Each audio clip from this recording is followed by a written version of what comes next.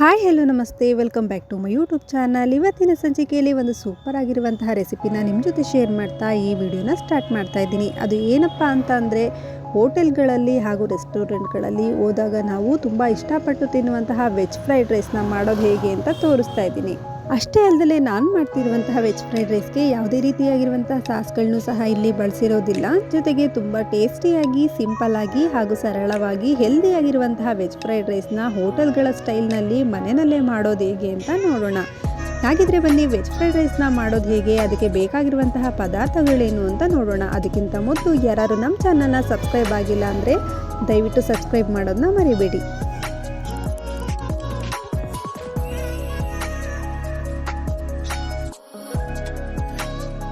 ಮೊದಲನೇದಾಗಿ ನಮಗೆ ಬೇಕಾಗಿರುವಷ್ಟು ವೈಟ್ ರೈಸ್ನ ನಾನು ಮಾಡಿಟ್ಕೊಂಡಿದ್ದೀನಿ. ಅದನ್ನು ಸ್ವಲ್ಪ ತಣ್ಣಗಾಗೋಕ್ಕೆ ಅಂತ ಬಿಟ್ಟಿದ್ದೀನಿ. ಇನ್ನು ಒಂದು ಪ್ಲೇಟ್ನಲ್ಲಿ 2 ಕ್ಯಾಪ್ಸಿಕಮ್, 2 ಕ್ಯಾರೆಟ್ ಹಾಗೂ ಒಂದು 1/4 kg ಆಗುವಷ್ಟು ಬೀನ್ಸು, ಒಂದು ಅರ್ಧ ಭಾಗ ಎಲೆಕೋಸನ್ನು ಸಹ ನೀಟಾಗಿ ತೊಳೆದಿಟ್ಕೊಂಡು ಹೆಚ್ಚಿಟ್ಕೊಂಡಿದ್ದೀನಿ. ಇನ್ನು ಒಂದು 4 ಈರುಳ್ಳಿನೂ ಸಹ ಹೆಚ್ಚಿಟ್ಕೊಂಡಿದ್ದೀನಿ. ಒಂದು 7 ರಿಂದ 8 ಹಸಿಮೆಣಸಿನ್ಕಾಯಿ, ಸ್ವಲ್ಪ ಕೊತ್ತಂಬರಿ ಸೊಪ್ಪನ್ನು ಸಹ ನಾನಿಲ್ಲಿ ಹೆಚ್ಚಿಟ್ಕೊಂಡಿದ್ದೀನಿ.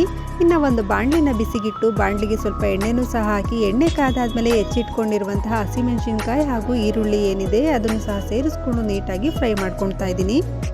ಈರುಳ್ಳಿನ ತುಂಬ ಸಾಫ್ಟಾಗಿ ಏನು ಫ್ರೈ ಮಾಡ್ಕೊಳ್ಳೋದು ಬೇಡ, ಒಂದು ಸ್ವಲ್ಪ ಟ್ರಾನ್ಸ್ಪರೆಂಟ್ ಕಲರ್ ಬರೋವರೆಗೂ ಫ್ರೈ ಮಾಡಿಕೊಂಡ್ರೆ ಸಾಕಾಗುತ್ತೆ. ಇಷ್ಟು ಫ್ರೈ ಆದರೆ ಸಾಕು. ಈಗ ನಾನು ಹೆಚ್ಚಿಟ್ಕೊಂಡಿರುವಂತಹ ಕ್ಯಾರೆಟ್ ಹಾಗೂ ಬೀನ್ಸ್ ಏನಿದೆ ಅದನ್ನು ಒಟ್ಟಿಗೆ ಸೇರಿಸಿ ಫ್ರೈ ಮಾಡ್ಕೊಳ್ತಾ ಇದ್ದೀನಿ. ಯಾಕೆಂದರೆ ಇದು ಸ್ವಲ್ಪ ಗಟ್ಟಿ ಇರುತ್ತಲ್ಲ, ಹಾಗಾಗಿ ಸ್ವಲ್ಪ ಫ್ರೈ ಆಗಲಿ ಅಂತ ಅಂದ್ಬಿಟ್ಟು ಮೊದಲೇ ಈರುಳ್ಳಿ ಜೊತೆಗೇ ಸೇರಿಸ್ಕೊಂಡು ಫ್ರೈ ಮಾಡ್ಕೊಳ್ತಾ ಇದ್ದೀನಿ.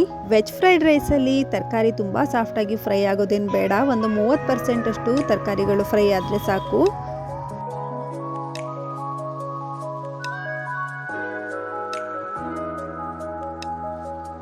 ಜೊತೆಗೆ ಟೇಸ್ಟಿಗೆ ಬೇಕಾಗಿರುವಷ್ಟು ಉಪ್ಪನ್ನು ಸಹ ಸೇರಿಸ್ಕೊಳ್ತಾ ಇದ್ದೀನಿ.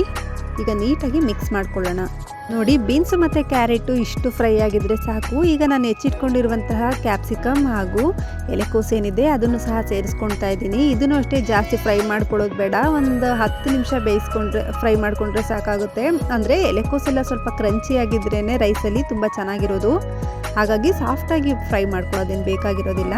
ನೋಡಿ, ಸೇರಿಸ್ಕೊಂಡು ಈ ರೀತಿಯಾಗಿ ನೀಟಾಗಿ ಮಿಕ್ಸ್ ಮಾಡ್ಕೊಳ್ಬೇಕಾಗುತ್ತೆ.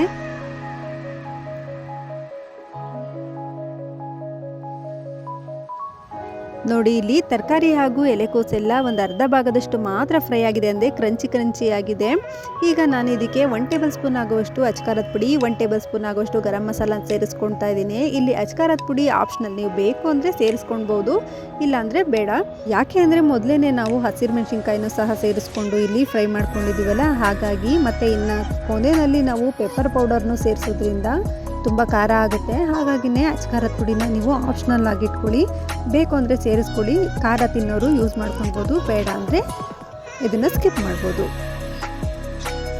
ಫೈನಲಿಯಾಗಿ ವೆಜ್ ಫ್ರೈಡ್ ರೈಸ್ನ ಗೊಜ್ಜು ರೆಡಿಯಾಗಿದೆ. ಈಗ ನಾನು ಮಾಡಿಟ್ಕೊಂಡಿರುವಂತಹ ವೈಟ್ ರೈಸ್ ಏನಿದೆ ಆ ರೈಸ್ನ ಸೇರಿಸ್ಕೊಂಡು ನೀಟಾಗಿ ಮಿಕ್ಸ್ ಮಾಡ್ಕೊಳ್ತಾ ಇದ್ದೀನಿ. ಜೊತೆಗೆ ಸ್ವಲ್ಪ ಟೇಸ್ಟನ್ನು ಸಹ ನೋಡ್ಕೊಂಡಿದ್ದೀನಿ, ಉಪ್ಪೆಲ್ಲ ಕರೆಕ್ಟಾಗಿದೆ, ಹಾಗಾಗಿನೇ ಸ್ವಲ್ಪ ರೈಸ್ನ ಸಹ ಸೇರಿಸ್ಕೊಳ್ತಾ ಇದ್ದೀನಿ. ಅಕಸ್ಮಾತ್ ನಿಮಗೆ ಸಪ್ಪೆ ಅನಿಸಿದ್ರೆ ರೈಸ್ ಹಾಕೋಕ್ಕಿಂತ ಮುಂಚೆನೇ ನೀವು ಉಪ್ಪನ್ನ ಸೇರಿಸ್ಕೊಳ್ಬೋದು. ಇಲ್ಲಿ ನಾನು ಕರೆಕ್ಟಾಗಿರೋದ್ರಿಂದ ರೈಸ್ನ ಸೇರಿಸ್ಕೊಂಡು ಮಿಕ್ಸ್ ಮಾಡ್ಕೊಳ್ತಾ ಇದ್ದೀನಿ.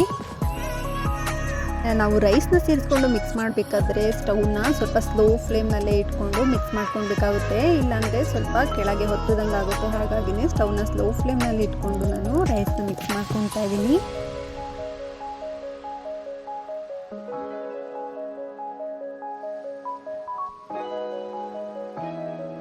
ಫೈನಲಿಯಾಗಿ ವೆಜ್ ಫ್ರೈಡ್ ರೈಸ್ ರೆಡಿಯಾಗಿದೆ. ಜೊತೆಗೆ ಇಲ್ಲಿ ಸ್ವಲ್ಪ ಕೊತ್ತಂಬರಿ ಸೊಪ್ಪನ್ನು ಸಹ ಆ್ಯಡ್ ಮಾಡ್ತಾ ಇದ್ದೀನಿ, ಸ್ವಲ್ಪ ಪೆಪ್ಪರ್ ಪೌಡರ್ನು ಸಹ ಆ್ಯಡ್ ಮಾಡ್ತಾ ಇದ್ದೀನಿ. ಇಲ್ಲಿ ಮೇನ್ ಇಂಪಾರ್ಟೆಂಟ್ ಏನಪ್ಪ ಅಂತಂದರೆ ಪೆಪ್ಪರ್ ಪೌಡರ್. ನೀವು ಮಧ್ಯದಲ್ಲಿ ಅಚ್ಕಾರದ ಪುಡಿನ ಸ್ಕಿಪ್ ಮಾಡಿದ್ರೂ ಪೆಪ್ಪರ್ ಪೌಡರ್ನ ಇಲ್ಲಿ ಸ್ಕಿಪ್ ಮಾಡೋ ಹಾಗಿಲ್ಲ.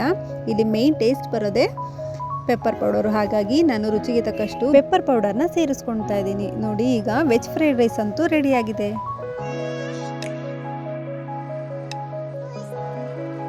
ಹೋಟೆಲ್ಗಳ ಸ್ಟೈಲ್ನಲ್ಲಿ ತುಂಬ ಸಿಂಪಲ್ಲಾಗಿ, ಟೇಸ್ಟಿಯಾಗಿ ವೆಜ್ ಫ್ರೈಡ್ ರೈಸ್ನ ಮನೆಯಲ್ಲೇ ಮಾಡೋದು ಹೇಗೆ ಅಂತ ನೋಡಿದ್ರಿ ಅಲ್ವಾ. ನಿಮಗೆ ಈ ವಿಡಿಯೋ ಇಷ್ಟ ಆಗಿದ್ದರೆ ಲೈಕ್ ಮಾಡಿ, ಶೇರ್ ಮಾಡಿ, ಕಮೆಂಟ್ ಮಾಡಿ, ಹಾಗೂ ನಮ್ಮ ಚಾನಲ್ನ ಸಬ್ಸ್ಕ್ರೈಬ್ ಮಾಡೋದನ್ನ ಮರಿಬೇಡಿ. ಹಾಗೂ ಹೊಸದಾಗಿ ಯಾರು ನಮ್ಮ ಚಾನಲ್ನ ವಾಚ್ ಮಾಡ್ತಿದ್ದೀರಾ ಅವರು ಕೂಡ ಸಬ್ಸ್ಕ್ರೈಬ್ನ ಮಾಡಿ.